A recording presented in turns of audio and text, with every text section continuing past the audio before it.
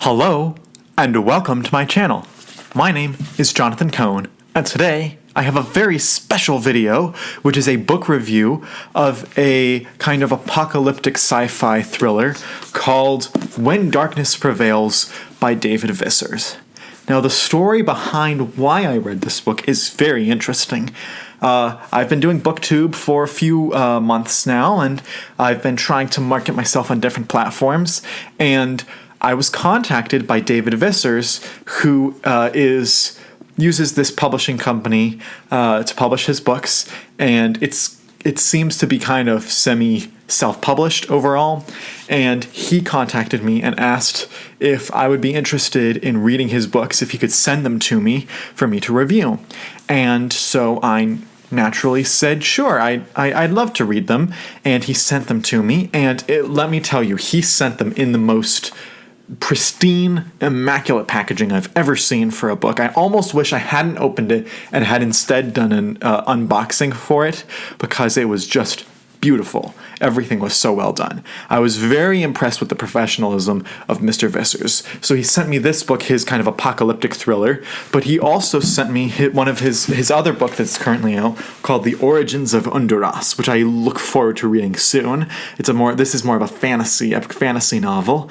And not only that, but Mr. Vissers sent me a map of his Honduras universe. Sorry, holding up upside down. And it's very well done, very professional, incredibly detailed. And then he also sent me, I won't show it on here, but he sent me a personal letter that was very nice. And so after the work that Mr. Vissers went to send me his books and to be very kind, I decided I would do a review for him. Now, just because Mr. Vissers sent me the books does not mean that I have to be nice about them. And what you'll see here is my full and honest opinion. This is actually what I thought when I read them. Now, some of my thoughts, positive and negative, revolve around spoilers in the book that I can't in good conscience say on here because they would give important elements of the plot away. So I will refrain from discussing those elements, but all of the spoiler-free elements that I can discuss, I will talk about here. So the first thing I'll say about this book is it is a very fun and engaging read. I was hooked from very early on in the book. I thought that the way that going in, this is going to be a zombie thriller book. The zombies are coming, and the characters have to get out of town. This book takes place in Michigan for the most part, particularly the first half of the book, and I used to live in Michigan for a few years, and so there were several times that I was like, ooh, I know where that is. Ooh, I know where that is. And it felt really real and lived in, and so this made the book feel grounded, and as a result, it felt very, very interesting to me. So you follow some characters. You follow two cops who are called to investigate some of the first of the zombie encounters. You are also following characters like Tom Rydell, who is an author, and his daughter, Alexis, who is a teenager, and they're trying to escape all the zombie apocalypse as it unfolds. And then you also follow James Meyer, a doctor who is responsible for this, and you also follow his assistant. And so you have all of these characters, these 6 characters, who all are part of the main plot of trying to get out of Dodge, get out of town.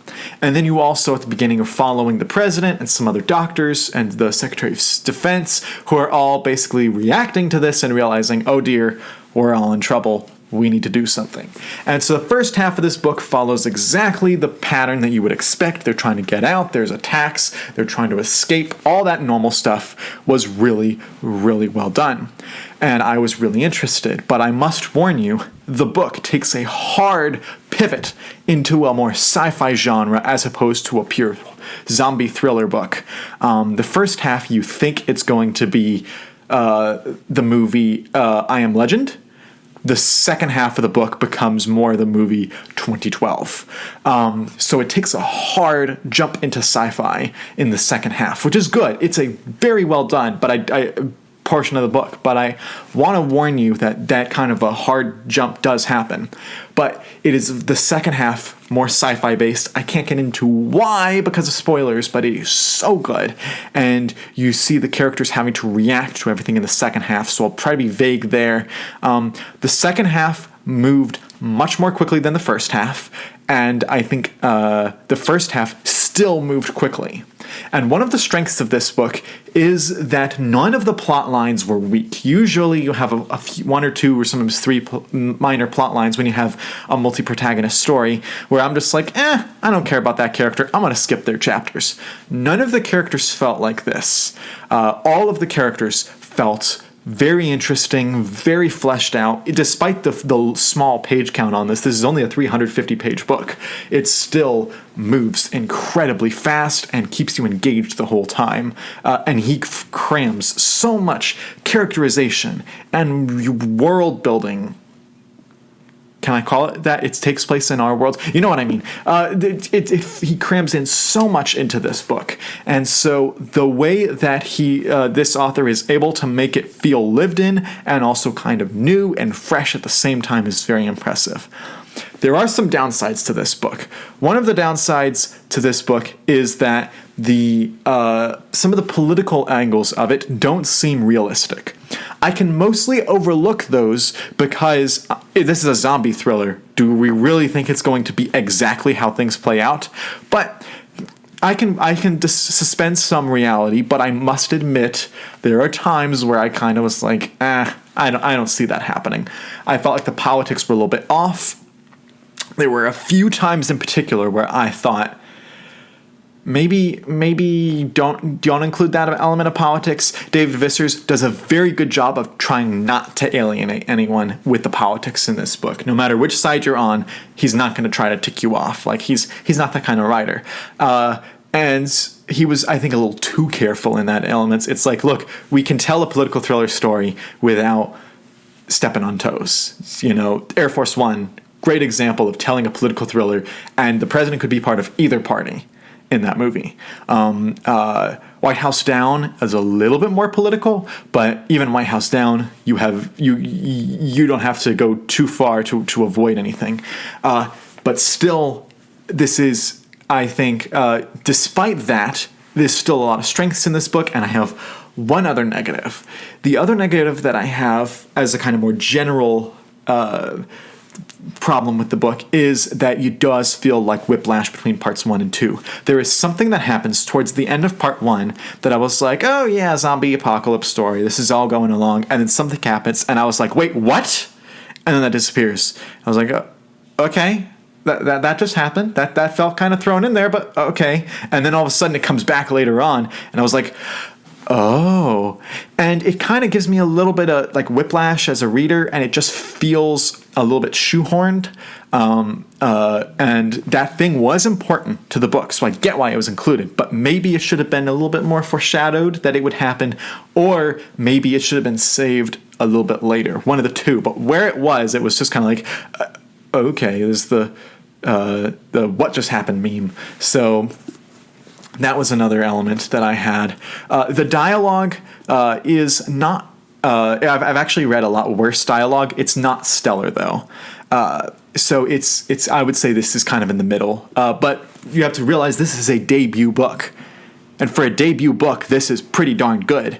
It's very hard to get a debut author, their first novel out of the gate that's published, and especially since this isn't through a traditional publisher, this is essentially self or indie published, that this is done as well as it is. You know, it's very professionally typed, very professionally edited together.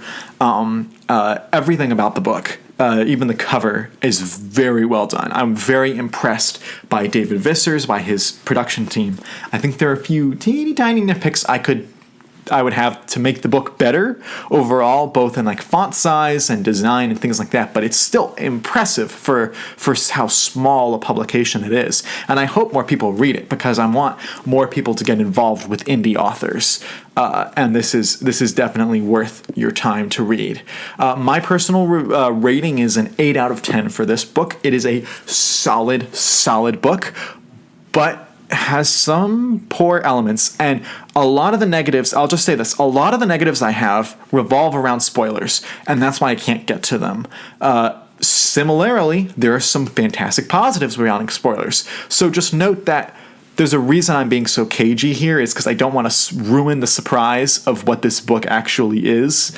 It's kind of like you don't want, with some movies that you see, you don't want, the reviewers don't want to review or ruin the surprise there. So there is a lot to read in this book and a lot of importance. If you're interested in this book, let me know down in the comments section what you think of this review. If you have read this book, let me know what you thought about the book.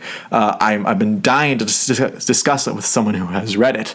And I would like to one more time thank Mr. Vissers for sending me this copy of this book. I'm very much appreciative of him, and it was so professionally done that I am excited to read his other books. This is the first book in this series, by the way, and I do look forward to reading the rest of the series. And apparently this book 2, Gods of Wakora, is coming out later this year.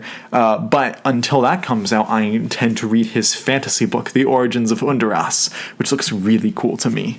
So let me know down in the comments section what you think if you're interested in reading this book. Please subscribe to this channel where I have reviews of other books. And until next time, I'm Jonathan, and thank you for watching.